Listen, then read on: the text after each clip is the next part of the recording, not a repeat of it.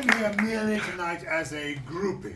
Since this is being recorded for posterity, can I begin by saying, on behalf of the entire audience, what a wonderful play, what a wonderful production, and what a totally dazzling company.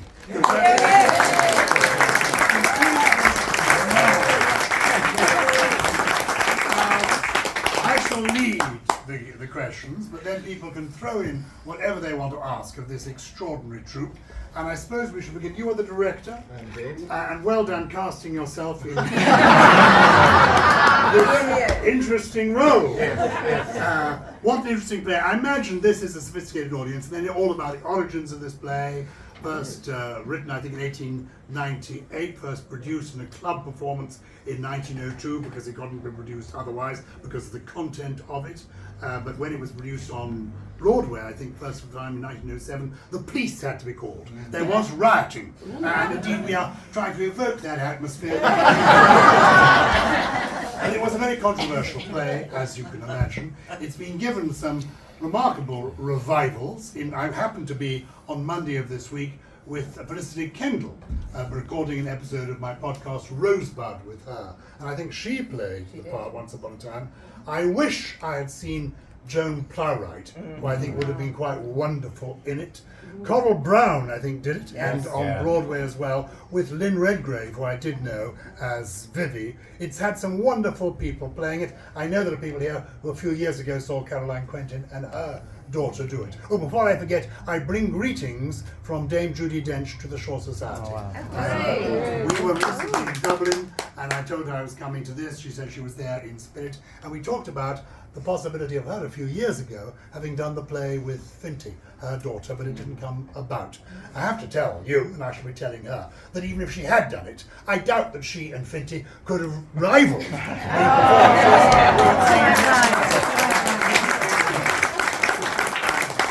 So we salute all of you. Frank, we've all, I mean, boy, girl, or in between, we've all got the hots for Frank. This is the kind of clergyman that I fear. Well, anyway, what a marvel. You don't have the hots for me then. I'm working up to it. But I have to say, all the performances, what was so fantastic is Shaw is full of words. But the reason I'm wearing this jumper is that it's a sort of cliche to say, and people used to say it, but I think things are changing, that Shaw was very clever and very interesting, and he created very interesting arguments. This was one of his plays, unpleasant, as he described it, because when he published them, it was a group of plays that he thought we had to think about. Plays, pleasant, we didn't have to think about. You can go to You Never Can Tell and just have a very amusing evening. But here, he wanted to be thoughtful and provocative. And yes, he does that. But in my view, people used to say, it was interesting, but where were the characters? Where was the heart? In my view, what was so brilliant about this production is all the characters were beautifully delineated, and from start to finish, there was heart. So we really do salute you for doing such a brilliant job for the great George Bernard Shaw. Well done. We turn to our director first, and we ask him what there is. This is a play that, when it was first written, beginning of the last century, was deeply shocking.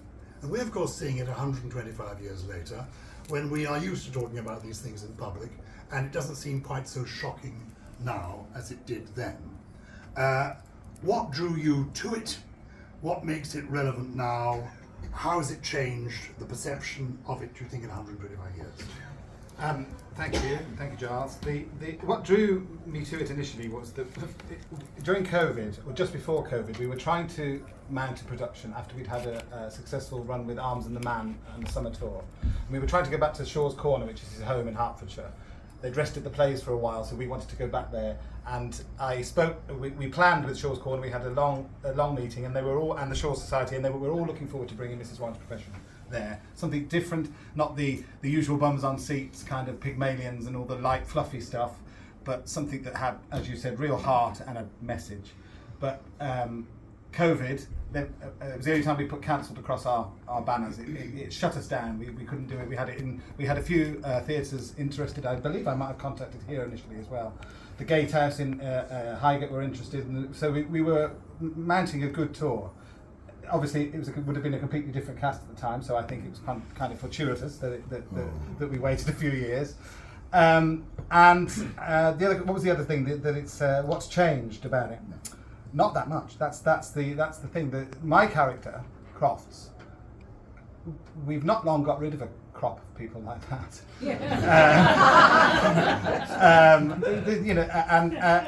He even talks about, present company accepted, being an MP. His brother's the MP. His brother's the MP, but of course he's completely corrupt and taking advantage of exploitation.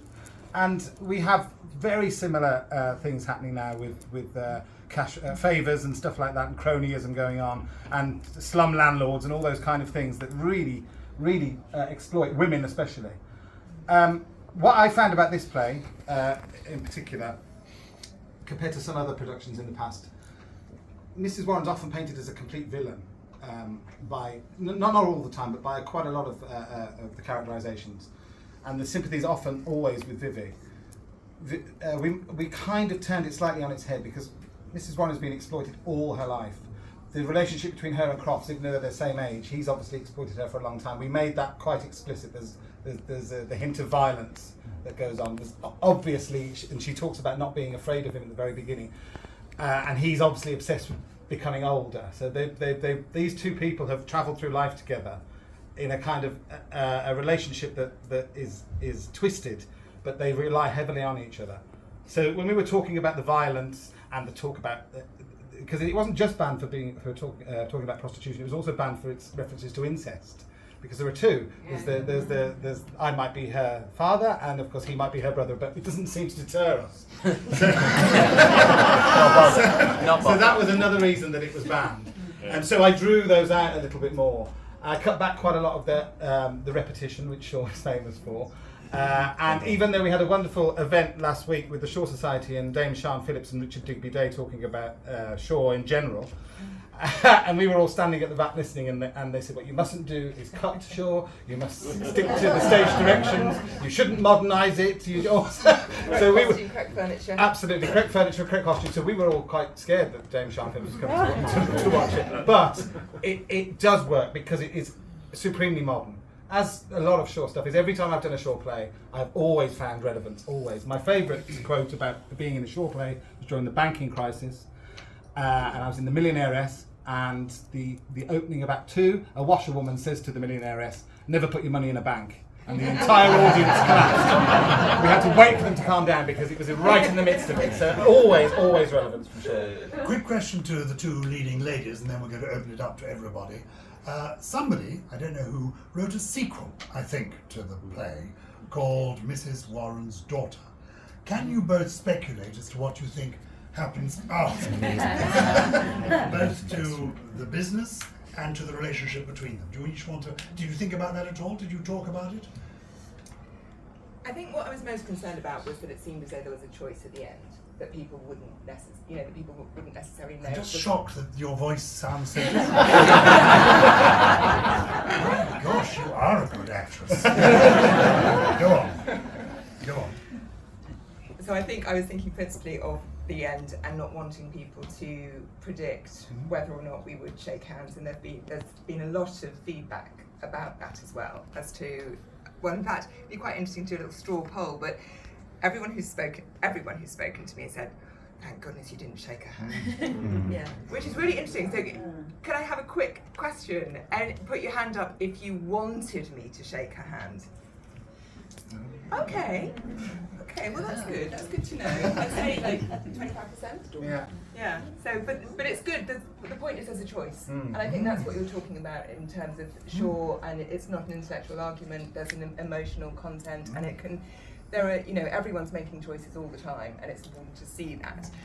But yes, as to what happens next, yes, I don't know. I've speculated privately, perhaps a little bit. I don't because. But then it's not just about Vivi, I think. It's also the relationship with Crofts, which has been very important. What are you going to do when you go back to me? Absolutely, the whole business scenario. But I think it's difficult when you don't fit in somewhere.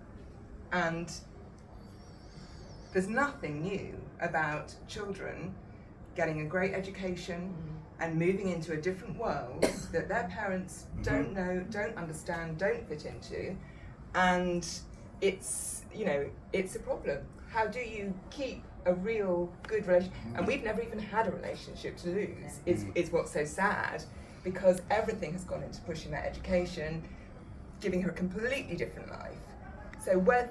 But yet, I would say the main thing is we are so similar.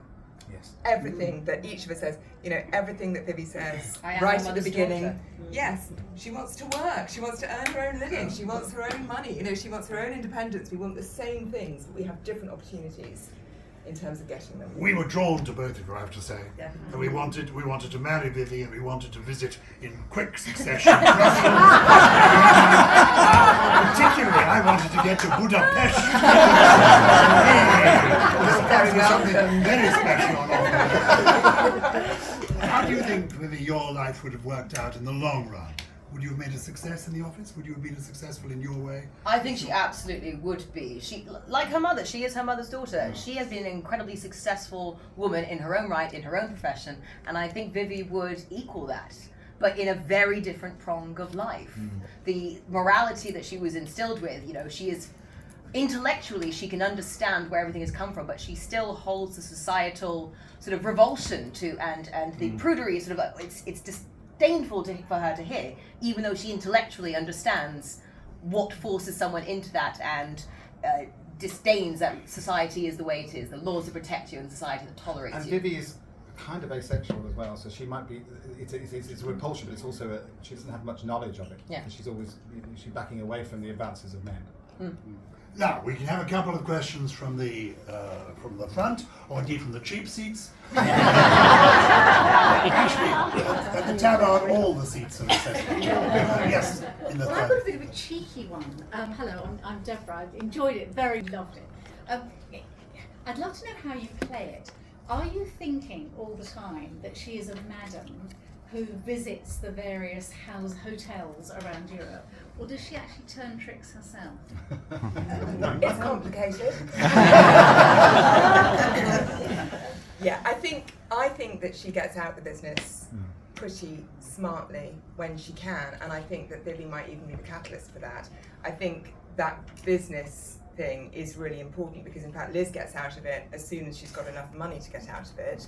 And I think what I then need, business-wise, is a male partner in order to expand. I think the two girls could manage one house, but I think I still need a man. You've thought it through, haven't you? Can we have a chat later? We also I don't know a lot about we it. wondered, of course, if I was a punter to start with. Oh, well, obviously, Yes. if Oh, we've well, been it's to be on almost stage, certain. we've slept with Yeah. pretty much everyone. No.